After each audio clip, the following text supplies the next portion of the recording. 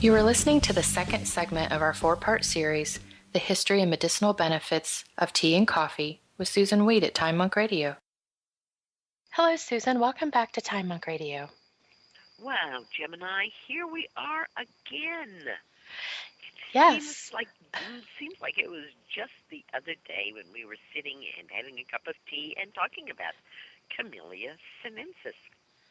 Yes, and this week we're going to continue with the phytochemicals in tea, correct? Yes. Take a look at some kind of tongue-twisting names and some that we're a little familiar with as well, and find out a lot more about how those things might actually be affecting us. You know, I have found that I really enjoy talking about coffee and tea and chocolate and talking about butter and smoking as well, because these are things that people have been taught to be afraid of, have been taught to think, oh, I'm doing something bad for my health if I indulge in drinking coffee or drinking tea or eating chocolate or smoking or eating butter. And yet these five things are actually things that are very healthy for us. It's one of the reasons that we crave them. As we discussed last week with tea, there is a kind of tipping point, and that appears to be, in some studies, more than 7 cups of tea a day. And for most of us, that would be a very large amount of tea indeed. So I don't think we really have to worry about overdosing on tea. Tea, Camellia sinensis, contains a large number of bioactive chemicals, including catechins, L-theanine, caffeine, polyphenols, flavonoids, amino acids, vitamins, polysaccharides, tannin, theobromine, and throphylline. As I said, some pretty big words there, and you can just kind of let the words wash over you. You know, one of the things that I find is that sometimes people kind of go, oh, that's a very big word, do I have to remember it? And I go, no, you don't have to remember it. Just let it move through your brain. And if you hear it again, you'll say, oh, yeah, I remember. I heard like, somebody talking about that. What was it? Oh, that was in tea. Because memory and learning is additive. And the first times that we hear something, is pretty much impossible to remember it, especially if it's a long and strange word like polysaccharide or throphylline. And yet, each time we hear it, the word gains in integrity and stature and becomes more of an actual thing to us. Let's look at what some of these substances are and what they do. You heard me talking last week about catechins. They are a type of antioxidant, and they are known to be both anti-inflammatory and neuroprotective. That means that they actually protect the nerves. Catechins help to regulate food intake. Thus, tea has frequently been associated with people who want to lose weight, think that they can drink tea instead. I'm not saying it doesn't work. We'll talk about that in a little while. And catechins have an affinity for cannabinoid receptors. Now, you may be surprised to discover that the brain has receptors for cannabinoids and for heroin and other morphine-like substances. And this is because our bodies actually make morphine-like substances and cannabinoid-like substances, and because there are a variety of other substances which have enough of a generalized resemblance to these receptor sites to be accepted by them. So, as I said last week, if you say drinking a cup of tea really makes me feel calm, you're right.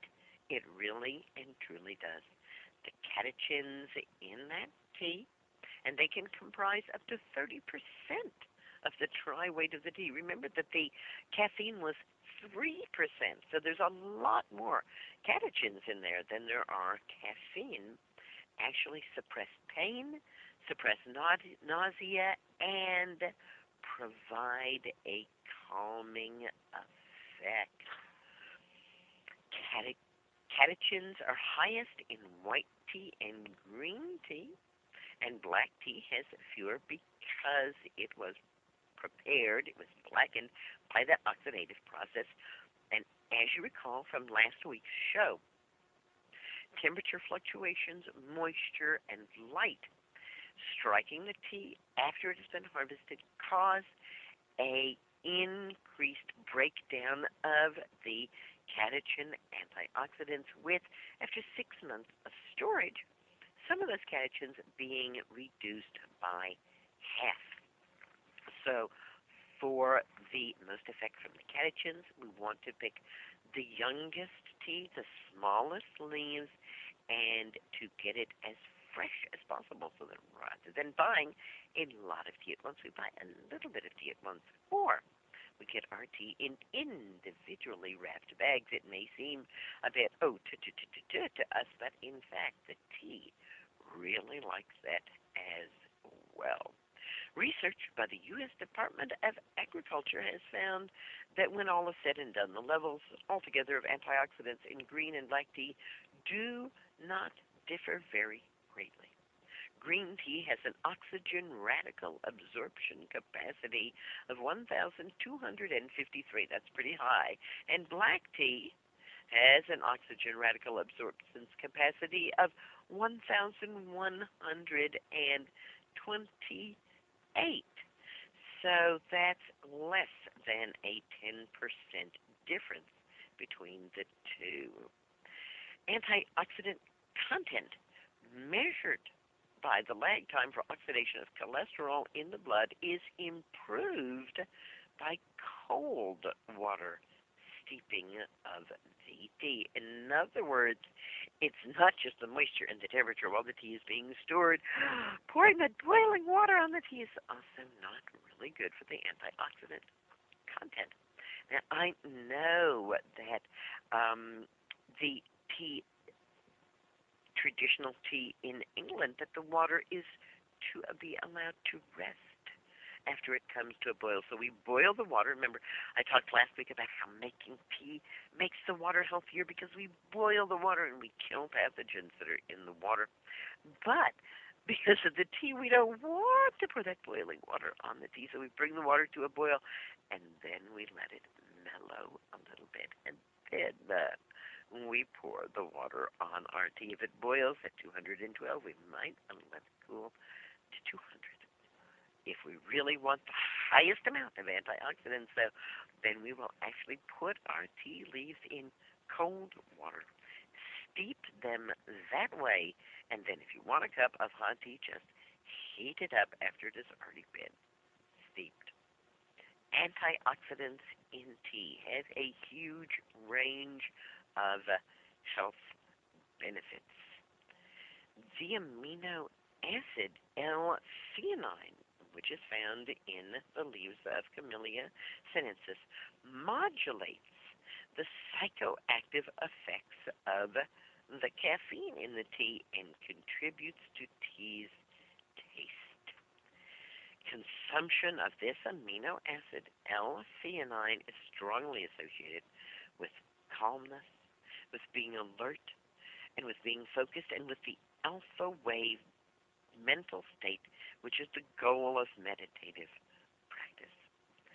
So it is not just the catechins in the tea which help us to feel calm when we drink tea. It is also the amino acid L-theanine. In fact, one might say that drinking a cup of tea is as good as having a meditative practice.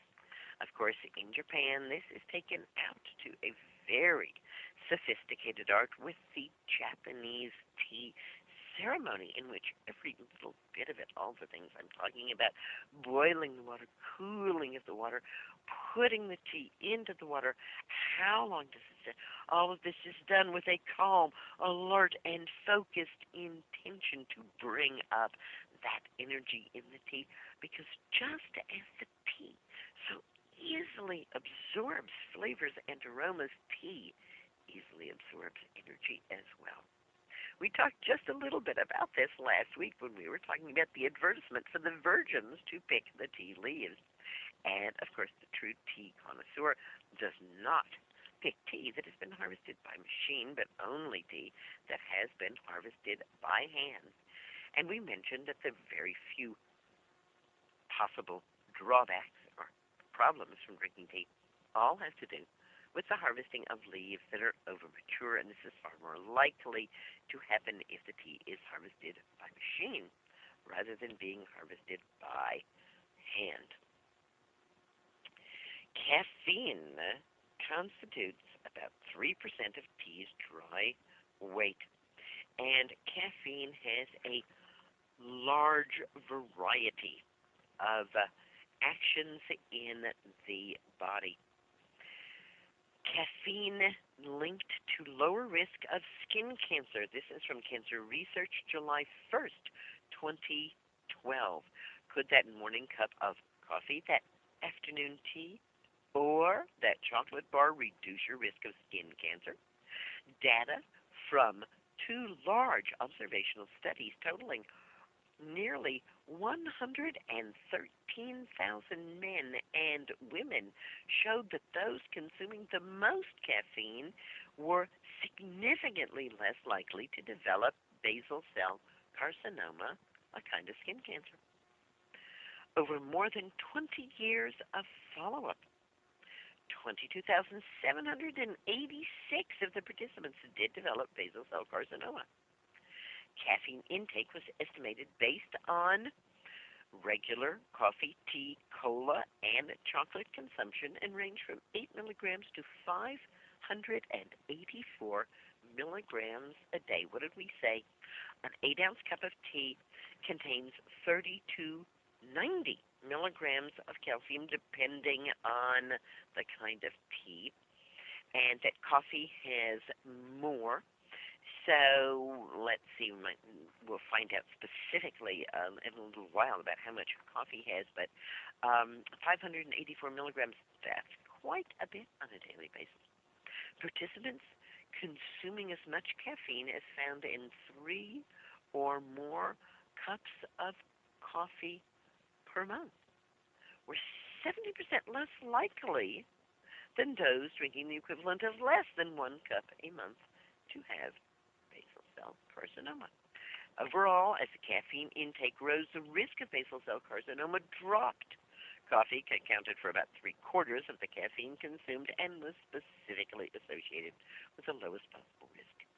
Previous animal studies have shown that topical application of caffeine induces the normal cell death that counters tumors in the human body. Pretty interesting. What did we say last week? That the evidence for tea being anti-cancer and especially cancer preventative is pretty strong and pretty well researched. The recent human studies that we have suggest that even as little as a few cups of tea a week can help to lower low-density lipoprotein, to lower cholesterol, to reduce the risk of cardiovascular disease, to protect against the development of cancer, and to lower the risk of metastasis in those diagnosed with cancer, and to lower the risk of recurrence for those who have had cancer treatment. Recent studies have found that tea promotes oral health, reduces reduces blood pressure, does indeed help with weight control, can inactivate or kill a goodly number of bacteria and viruses. I really like that one at all. So many people are, unfortunately, being led astray by the idea that essential oils should be used to kill bacteria and that they are somehow herbal medicine. They are not. To my mind, essential oils are drugs, but tea is an actual herbal medicine and does what we're looking for those essential oils to do, which is to kill bacteria and viruses that could make us sick. Once again, tea turns out to be a pretty good beverage in places where water quality is not so absolute. Tea can provide protection from the ultraviolet wavelengths of the sun. And I actually do remember I grew up in Texas as a child that we would take tea bags and rub them over our skin before we went out in the sun. That was just one of the numerous kind of weird things that we did, but how interesting to come around full spiral and find that tea actually does work at least a little bit as a sunscreen. Tea can increase bone mineral density. Hooray. It can lower the risk of all the diseases that cause functional disability in the elder. So the older you get, the more likely you are to benefit from drinking tea. It lowers the risk of stroke. It lowers the risk of cognitive impairment. And it lowers the risk of osteoporosis. So stroke, especially if we survive the stroke, can often leave us disabled and not functioning to the level that we were used to functioning. Drinking, again, even as little as a few cups of coffee a week reduces the risk of stroke. Cognitive impairment. Oh, isn't that's the one that all the baby boomers are most worried about is when I get old, am I going to lose my mind? I am getting older. Am I already losing my mind? Well, sit down, have a nice cup of tea, and perhaps you will calm down about it because tea makes us calm. And you will say, nothing to worry about. Tea counters any cognitive impairment that's going on. And tea counters osteoporosis. Osteoporosis has been something that marketing has very much brought to the forefront, and not marketing for healthy diet and lifestyle, but marketing for drugs that supposedly treat osteoporosis. The problem with the drugs is while the drugs can stop the advance of osteoporosis, they do very little other than halt the advance of the disease, whereas herbs like the tea plant, Camellia sinensis, can actually reverse osteoporosis. So where bones were porous and brittle, tea drinking makes those bones more flexible and far less likely to break. Remember that neuroprotective power of the tea. So the tea not only helps us be able to think well and to focus well, it actually protects the structures of the nervous system and the brain that allow us to think and reason and so on. Tea also has anti-fibrotic properties. And what that means in plain English is that it helps things move around in the body, that it helps the flow of the body, because we want things to flow. We want things to be able to move.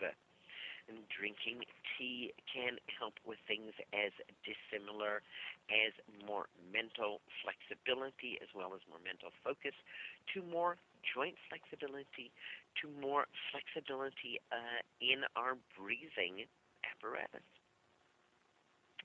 Epidemiological studies found that green tea can offer significant protective effects against cancer, including oral cancer, pharyngeal cancer, and esophageal cancer, prostate cancer, digestive system cancers, urinary tract cancers, pancreatic cancers, and liver cancers, bladder cancer, skin cancer, lung cancer, colon cancer, and breast cancer.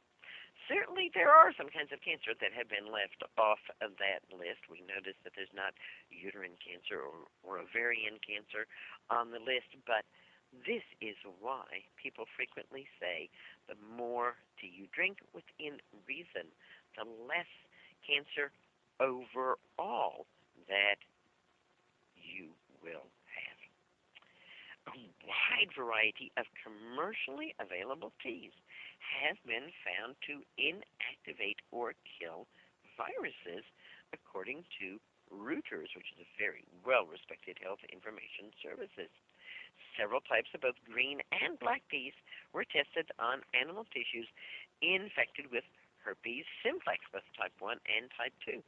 And according to researcher Dr. Milton Schiffenbauer of Pace University in New York, tea destroyed or inactivated the herpes virus within a few minutes. Within a few minutes. That is pretty amazing. The next time you have a herpes outbreak, you might want to get a tea bag and moisten that tea bag and put it on there and see if it can kill that virus for you as well. Now, the Food and Drug Administration has perhaps, shall we say, more stringent standards than many of the rest of us, and that's okay. They should have really stringent standards. But the Food and Drug Administration says that the existing studies are not good enough to allow the people who sell green tea to put on the box that it can reduce the risk of any type of cancer. The studies are there, and I just quoted one of them on skin cancer for you so that you can see that there's pretty strong studies. It's not just a mild association. There's a very strong association, and that association matches as increasing amounts of tea are drunk. However, the Food and Drug Administration is not going to let them label it that way. And the U.S. National Cancer Institute says there are inconsistencies in study findings regarding tea and cancer risk. Well, of course, say people in the know about tea, of course there are inconsistencies. You have to make sure that there is no variability in how the tea is prepared, in what is added to the tea when it is consumed, of the compounds that are actually available in the tea, of the lifestyle differences of the people drinking the tea, and the individual genetic differences. So, what are we saying here? Are we saying that if you're diagnosed with cancer, that you can just start drinking tea and it will cure the cancer? No, we are not saying anything of the kind. Are we saying that drinking tea, and we'll get to coffee, is actually a part of a healthy lifestyle? And just like herbal teas or supposed supplements, that drinking tea on a regular basis can help prevent the patterning and the movement that causes or gives rise to cancer in our body.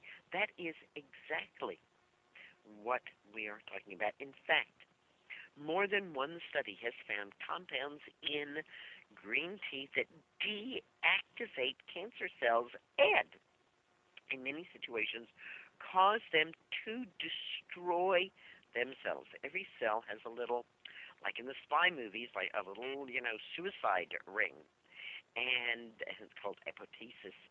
And when the apoptosis, when the cell is no longer needed, it is supposed to eat the poison in the poison ring and die. And it turns out that there are compounds in tea that tell the cancer cell to do that. It says, no longer do we want you. Now you have to do the right thing and leave this body behind. Sometimes people say to me, well, Susan, you say to get all the essential oils out of my house, and you told me that there's essential oil in my toothpaste, and I looked and there was. So what do you use instead of toothpaste to brush your teeth? And as we can see, tea would actually be a very good substitute as a dentifrice.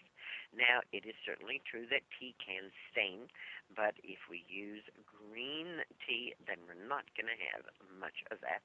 And it is wonderful for oral health, kills bacteria as well as viruses, and helps to strengthen and steady the gums in addition. So we can think of tea as a health aid. We can think of tea as a cancer preventative. We can think of tea as something that's good for the skin and good for our heart and isn't going to dry us out.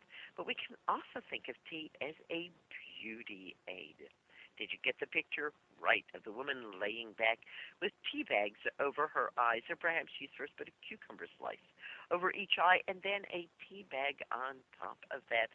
Tea bags wiped across the skin as well will help blot up and remove excess moisture while toning the skin of the face and really bringing it to a healthy and glowing look. Tea, the leaves of Camellia sinensis, is something that has been with us for over 5,000 years. And there's an old story about a goddess well known in the Orient by the name of Kuan Yin. And the story of Kuan Yin is that when it came time for her to die, because she had achieved enlightenment during her lifetime, she was told that she would never have to come back to a body. And Kuan Yin said, oh, but how can I help all of the people who are in need? How can I help all of the people who are suffering if I don't have a body? Please allow me to come back and to be in a body even though I am enlightened.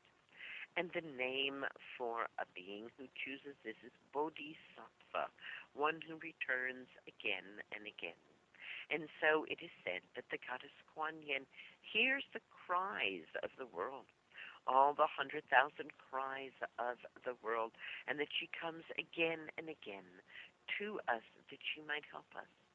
And that it was Kuan Yin who first taught us to brew the tender tips of the Camellia sinensis shrub to create that calming medicinal brew tea. Kuan Yin, the goddess, is said to have given this information to human beings long, long, long ago. 5,000 years, or maybe even longer. Let's have a cup of tea and think about it. I'll be back with you next week to talk about another wonderful plant that contains caffeine, and that's coffee. Coffee is a health food. Wow. Coffee is an herbal medicine. Even better, huh? Come and visit me at www.susunweed.com. That's SUSUNWEED. Or visit me at wisewomanmentor.com. You can also find a lot of my offerings at the wisewomanbookshop.com. There you'll find not only my books, but information about my correspondence courses, my online courses, my mentorship program, my blog talk radio show where I answer questions, and a host of other wonderful ways that you can interact with me and learn more. And come back. Come back to Time Monk Radio, because we're going to be talking about the next favorite beverage in the world after tea. Yes, indeed, you're right. That is coffee. Green blessings, everyone, and thank you for being here to help us reweave the healing cloak of the ancients. Thank you, Susan. That's lovely. This completes the second segment of our four-part series, The History and Medicinal Benefits of Tea and Coffee with Susan Weed at Time Monk Radio.